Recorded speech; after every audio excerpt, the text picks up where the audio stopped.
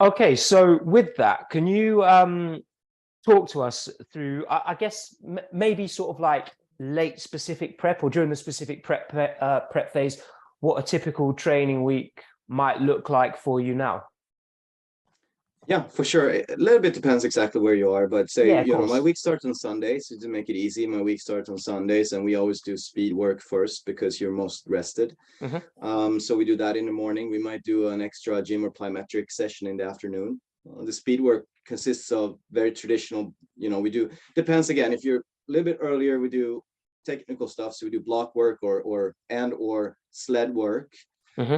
And then we go do flies or ins and outs and such. We usually progress that with tens first and 20 and then 30 because the longer the longer it is, the more it's required by the athlete to maintain their maximum. So 10 meters is much easier, less mistakes, less risk for mistake, or less time for mistakes. A little bit later, when we start to go very close to the competitive season, then we might break those two up in different parts. So we do, say, the first Sunday we do flies, and the next Sunday we only do blocks, or we do Okay. emphasis over a couple of weeks. So it's pretty standard. Hmm. So Mondays we can go two ways. Otherwise, which the normal way is that we do tempo work on Mondays. A little bit Hmm. earlier in the prep part of the season or specific prep, we might do, which is low intense, we do tempo work. Hmm. Um, a different week later might be that we actually do specific work because we're activated and still a little bit rested in the beginning of the week. So we Okay. actually do two high intense days, but very low volume day two, to Okay. capitalize on that we are activated, and work on fast twitch muscle fiber conditioning, so to speak. Now that's a general term. Yep. So don't be angry with me on Instagram for this, but then we might just do maybe 2 or 3 reps of something, 110, 90, or do some bend work if we're indoors. Okay. So and day three, which would be Tuesday, then we go into the gym and Hmm. and, and power and plyometrics, standard Olympic lifts, and of course squats or hip Hmm. thrusts and all this stuff, and some secret stuff that I'm not going to tell everybody about. Oh, okay. All right. Hey, you keep your secrets. That's fine. Yeah, no, it's no secrets, but something that's been very given us a lot of results, I believe, is following Natera's isometric progressions. Right. I Okay. really like those. Really like Okay. those. So Wednesday, low intense day, we do core and upper body. Thursdays, we have high intense day to go speed, endurance.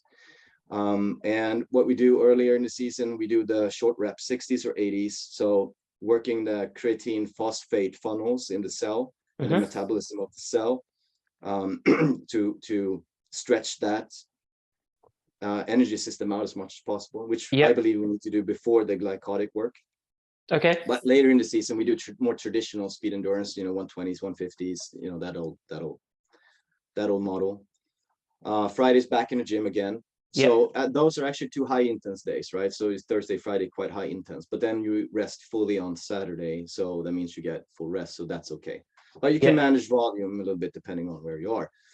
A different version of this, just real quick, is that we, instead of doing tempos on Monday, or we do, specific speed work or specific distance, as I mentioned, then we do just a core day. So it's very low intense, but then we swap the gym on Tuesdays for a little bit larger sprint session. So then you have 3 real sprint sessions per week: Monday, Tuesday, and Thursday.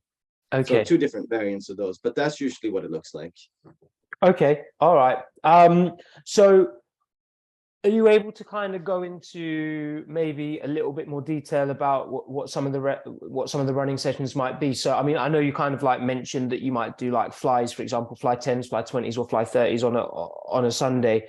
And I'm sure like the volumes change as to on the Sunday, whether it's paired up with some acceleration work or whether you're doing sort of like a max V session in and of itself. But what kind of volumes are you doing? Sort of how many reps of a I don't know, a 20-meter fly might you do? 3 to 5, super Okay. simple. Yeah. Yeah. When it's isolated, so we only do flies, then we do maybe a few more. But then what I usually do is I just count more of run throughs in the beginning to get warmed up. But I find that 3 to 5, not many more is possible with good form. and Yeah. good results. And it starts to get into the risk territory. Yeah. Once you're up to your 5, you know, your maximum, if it's really maximum, which is hard in training as it is, maximum in training is basically 98%. You Yeah. don't, I never cue like max unless very specific needs, because it's hard to do that. And when you hit that wall of tensing up, you're not gaining anything. And Yeah, when I you're up remember to hearing 5, Hakan had a quote saying something like "dare to race at 98%," and I think that that's just kind of uh, really what you're speaking about there. Kind of, you know, being sort of just taking the edge off slightly allows you to relax and probably express your athleticism that much better than if you're like pressing for that 100%, right? Anyway, sorry, I cut you off there, so carry on. no, excellent. No, and I mean that's a great reflection. And I think again, there's really no use to pushing an athlete to, you know, like yell at him to go max or go. Just having a clock is going to get them to maximum, you know. And if you push them to the absolute max, usually mechanics break down and you gain nothing. You gain much more by being at an effective 98, 99% and being relaxed. You're going to run faster with, or at least as fast. Yes, you might gain 100 of a second on a flight 30 if you know you're pushing it and you're dipping, but you don't. It's just if you start running your races like this, you're going to get in trouble. And that's usually what happens when you focus too much on the indoor season and you only do 30 and 60 meter and blah blah blah. I mean, perfect example is that I'm, first of all, myself, when I train for the 200, when I program 200 meter training across the season, I'm better at the 60 as well. Right, I always that is do my interesting. personal best. Again, I'm sure I might get 100th of a second more, but I tried that 2 years ago and I had back problems for 2 years because I was doing too much similar work, you know, overloading Right. the same stuff. And look at Sarah, for example. She's 36 years old, Yeah. 749. And Yeah. the biggest difference is we started running her longer stuff to get more elastic, to find better rhythm, to get more, you know, repetitive work at her form. And I'm not talking 250s, 350s, or any of that nuts stuff. We're only talking about adding some new, more, well, some for her new methodology of you know, 80s, 120s, before she's only doing like 60s because she's developing, right? So elasticity and running it relaxed is the key to everything. And that's what we cue all the time. Because when you have, specifically for my senior group, right, David, we have 7 guys, 20 to 30-year-old guys. There's going to be a lot of shouting and screaming and puffing your chest up as it is. Yep. So if I'm a coach and I go like, let's go max, you know, it's not going to work. They're going to break. So yeah, I try to teach, which is I think ties into my own experience in sprinting of allowing the muscles to relax between movements and the power output, and knowing when to apply it. That gives you the results in training, and that gives you the results absolutely in competition. yeah. Because the only wrong thing you can do when you're in shape, that's tensing up. That's the only wrong thing you can do. Just let it flow. So we cue that all the time. Yeah, I think the key word that you said for me there was rhythm. And I think that like sprinting is a rhythmical activity. And I think that, you know, if I look back over a lot of training mistakes that I made since, you know, I was in my early 20s, then I think it was kind of neglecting that component and you know, trying to press for that 100%. And I think that it was at the expense of rhythm. And then, you know, the whole movement quality diminishes, right? Sure. And just Go one comment for your actual question, which I kind of dodged, but so yeah, no, but it comes back to, again, if 5 maximum, close to maximum races, very hard to do, not necessary. I have always a dialogue with my athletes. So key point number one, key takeaway number one, if they hit a number that we feel is sufficient for the week, you know, we see this progression, then we stop them. They don't need to go faster unless they're super energy, full of energy, and you know, we can let them do one more. But once they start getting to 5, you see the fatigue. You know, you see that this is what they have. There's no use of doing one more. It's just added risk to nothing. Yeah. You know? So, and you have to prep athletes. I think this is one of the most difficult things as a coach, and this is, I think everyone agrees on, is that if we are 100% honest with athletes from day one, it's much easier when they have bad days. So when they have bad days, they're already prepared that not every day is going to be amazing. We all have days when it doesn't work and you need to stop because you're pushing it, it's not working. So well, we'll live to fight another day. And when they know that they're going to be back again, healthy next week and perform better. So keep it to the 3 to 5. If you can't do it within those 3 to 5, you're not going to have it today. Then we do it next time. Yeah. Okay. All right. Yeah, I think that's a great that's a great sort of like heuristic to have. Just some kind of just a guideline, basically. So that's like, okay, if we're not hitting it by 3 to 5, then let's chop it. Let's leave it there, and then we'll come back next week and do better. And then sort of like likewise with so you might do some sled or acceleration work or block work before that. What might that look like in terms of a workout in itself? Yeah, again, super simple. I've diversified it slightly last couple of seasons with doing it on a curved treadmill, doing it with a prowler, which is a push sled. Yeah. And varying it also, of course, with just regular sleds. Some go over the block, some just 3-point, 4-point stand-up stuff. So varying that over the weeks to give slightly different stimuli, I think is excellent, because nervous system and the brain is a tricky thing. If you're doing the same thing all the time, it's going to get used to that very quickly. Homeostasis sets in and you're not progressing. Also, not every start you make in every competition is going to be exactly the same, but if you get a little bit more used to different angles to push from, you can minimize the loss of time.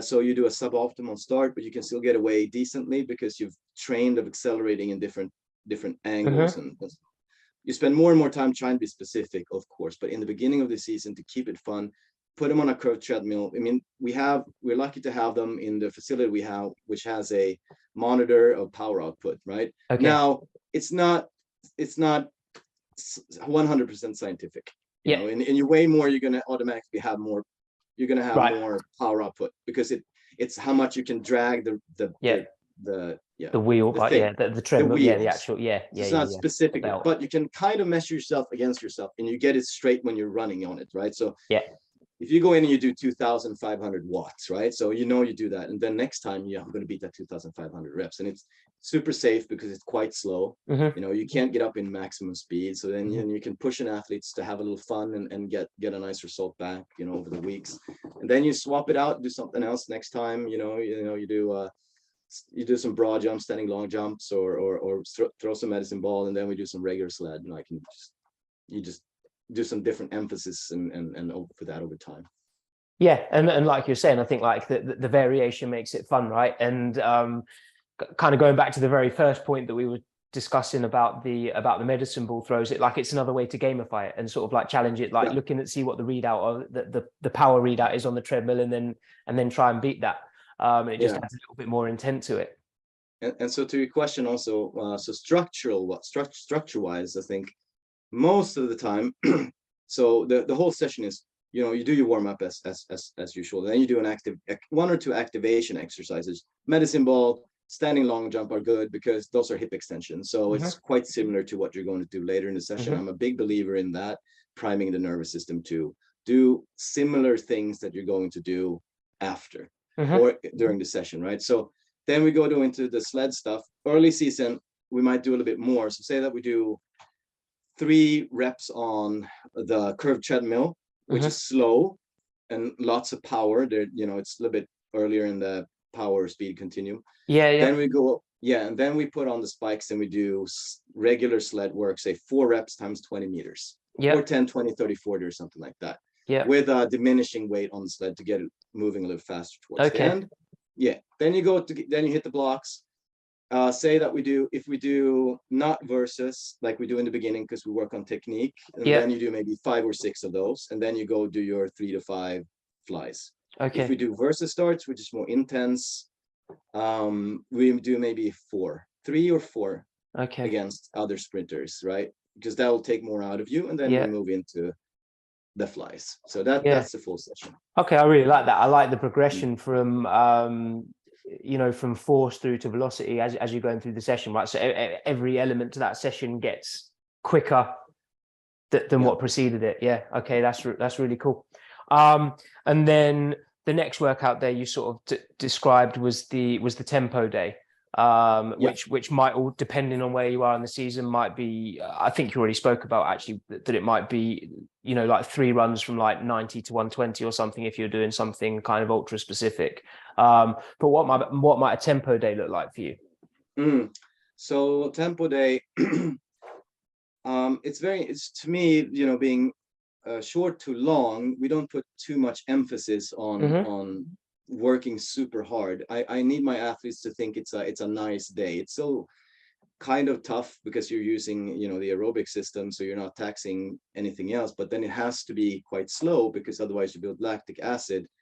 You don't want to fry yourself out on them. The 400-meter sprinters do more and longer stuff, but if I single out the tempo session over the weeks, that is a long to short. So I actually start out long. Yeah. So the first third of the season, I might do 6 times 200, throw in some 300s in there.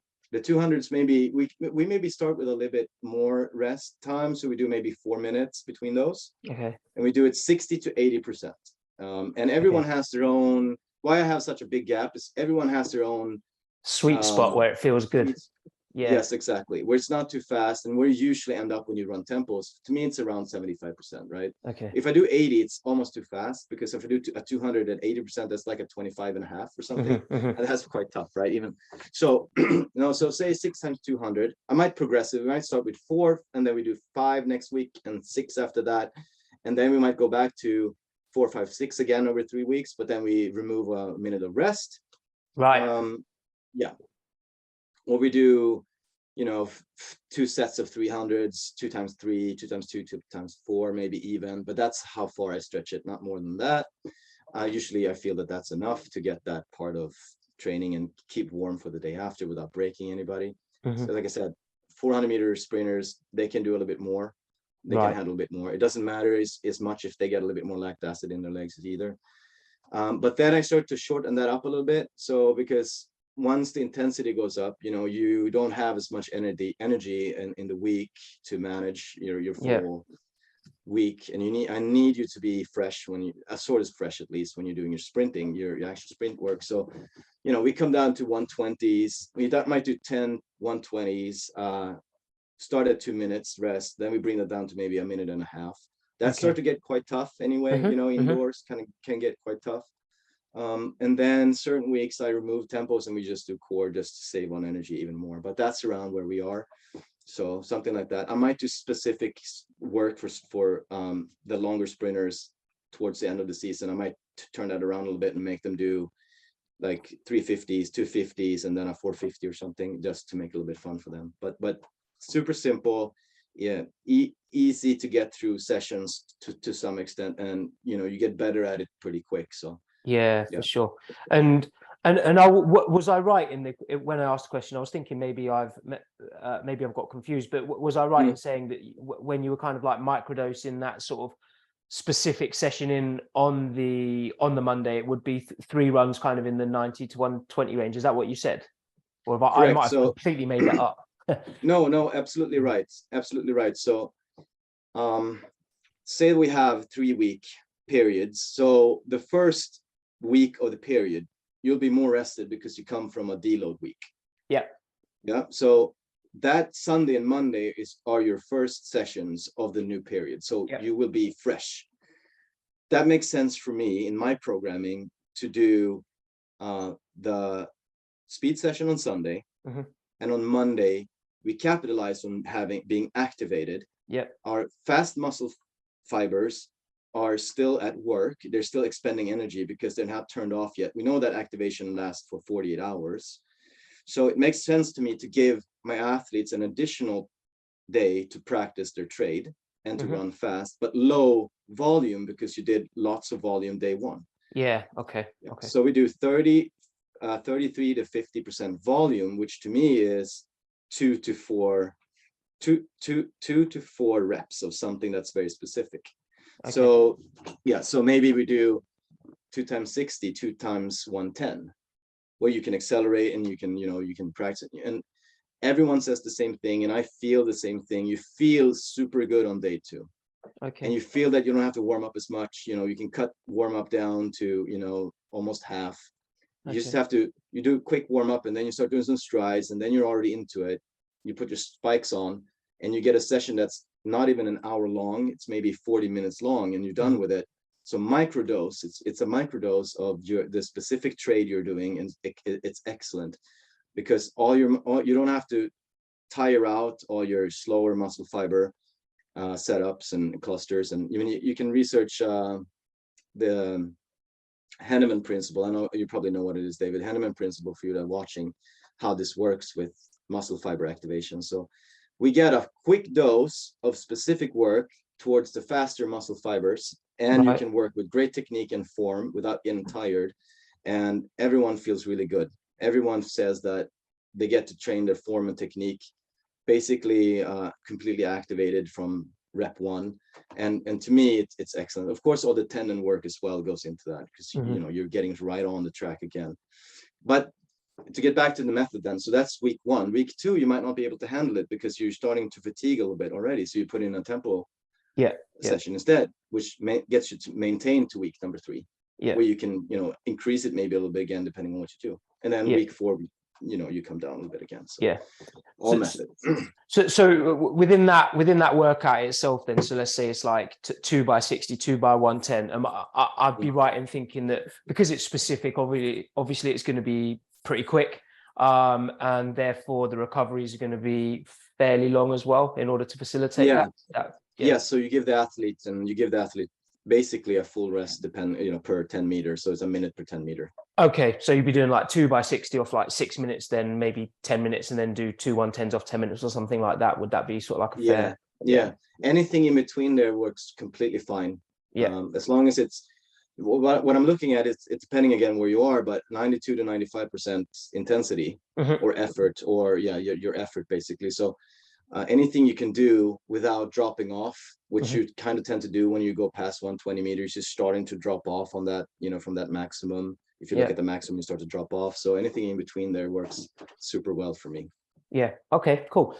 And then the final question regarding this. So I know that, well, no, I don't know. My impression is that sort of like within some of the Nordic countries, like the phosphate sort of training is quite prominent.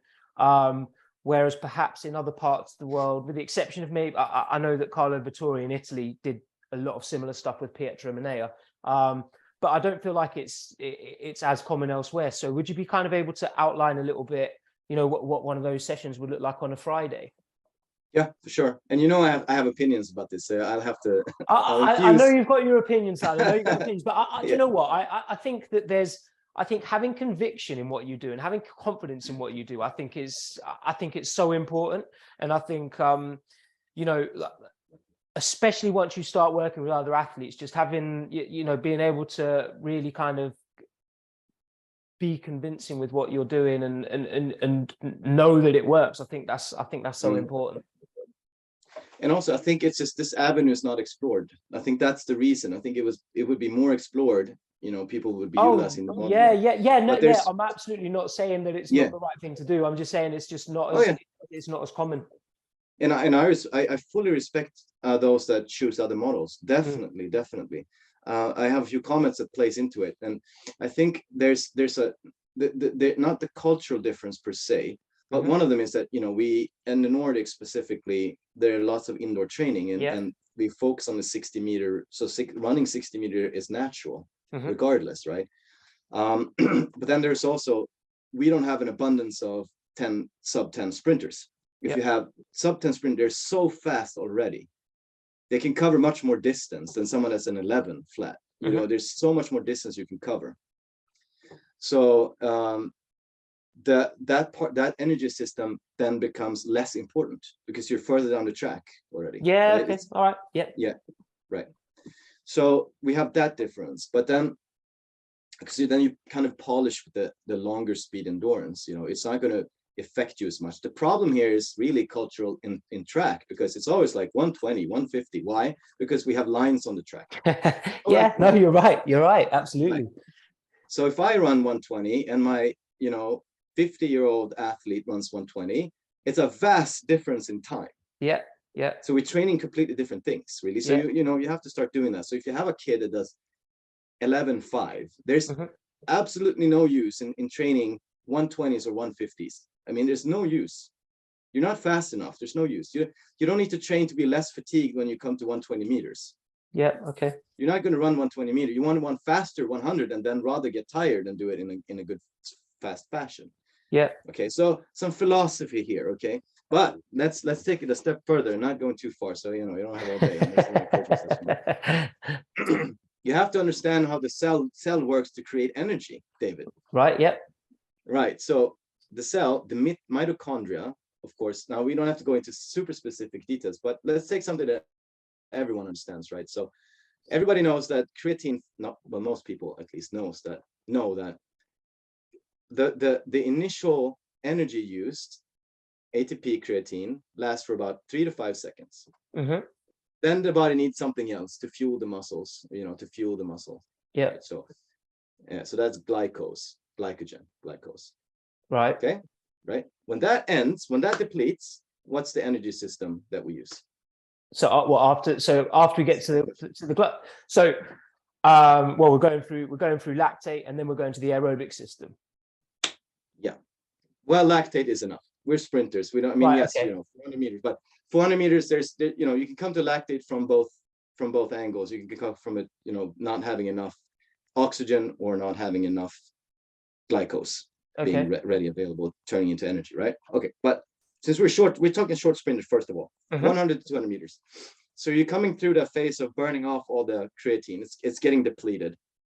Now when you're repeating 60 meters, the body doesn't understand that you're resting. It only knows that we're getting depleted and we're forcing work on it, the cell. Yeah. So we're getting depleted. We rep another time. We get more depleted. So not only is the mitochondria, so I'm making this as just a extremely bad representation of a cell, but it opens up to let through energy. So it's like a turbine. Okay. Yep. But it can store energy. So it stores creatine.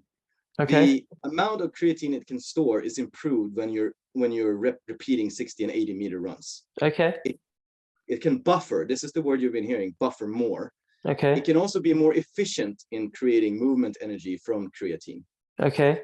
It does this by repeating 60 meters. It doesn't know that you're stopping. It only knows that you're constantly getting drained. Yeah. Yeah. Yeah. Yeah. Okay. So this 3.5 seconds now become 5 seconds. Yep. And this is the most efficient, or this is where you have most power output. This is where you're accelerating into your maximum speed. Mm-hmm. Yeah. So if you want to accelerate longer, you need better creatine phosphate efficiency. Yep. As simple as that. Yep. When it stops, you're going to go into glycotic stuff, which is maintenance, which is endurance, right? Yep. You know that we're decelerating at that point. Yeah. Right. So the better the cell can work, the more power output, the longer power out we can have, the higher the curve goes. So those that have a higher top speed will have excellent metabolism when it comes to creatine phosphate. They might be born genetically with it, or they might train it. So every sprinter can improve this, right? So now that happens. Okay, now we move into the glycotic part, and the same thing happens. I'm just going to explain it so it makes sense in this context. Okay. The cell splits molecules of glycose. Right. So everybody understands, right? So imagine an engine with cylinders, and it goes like this. Right. Okay? It's a rate per second. It just goes like this, and it creates energy for you to keep moving. That's what happens. Okay. Yeah. If I'm constantly training at 90%, David, so this is 90%. But when I go maximum within in competition, I'm requiring this. Yep. But I haven't trained the cell to do that. Yep. I train too slow, right? I train too slow. And I've also been not doing my rep 60s. Say this is a hypothetical case, David. I've mismanaged my 60 reps. So I'm losing power earlier. And now I'm dependent on my glycotic systems to not get lactate. Say I'm running at 200. Yep. I come up to 150 meters. My cell is not producing enough energy fast enough. What happens? Lactate. Yep. Okay. Lactate. Do you know, David, why legs feel tired when lactate starts to pour out into the muscle? It's the acidity from the hydrogen ions. Yes. What's the mechanism that makes the legs feel tired and heavy? I don't know. Lactate turns off muscle fibers. Right. Okay. It turns off clusters of muscle fibers. So basically, your 100% engine is now 65% working. Okay. So that's a problem, right? Because we can't get our legs Yeah. through fast enough. Our turnover goes down. Now, a bad coach will say, this man needs more endurance. Right. Okay. Yep. Yep. While someone who knows will say, no, this man needs to improve his cellular metabolism, creatine phosphate, to move later on, increase speed at longer rate, and it's a higher rate of glucose molecule split. So that's why we do, to circle back, Yep. that's why we spend a lot of time working on our 60-meter reps, our 80-meter reps with short rest, and then we polish with our classic sprint endurance at a high rate. You can handle high rates of sprint endurance easier when you've sprinted faster earlier in the season. When you say high rates of sprint endurance, do you mean the pace of the runs? So you're doing the you're doing the runs quickly. Pace. Yes. Yeah. Right. If I go in and run 120s 3 weeks into the season, there's no way I can keep race pace of 200. Yeah. Okay. Right. 8 weeks in, much easier because I've done more speed work and I've done more rep 60s.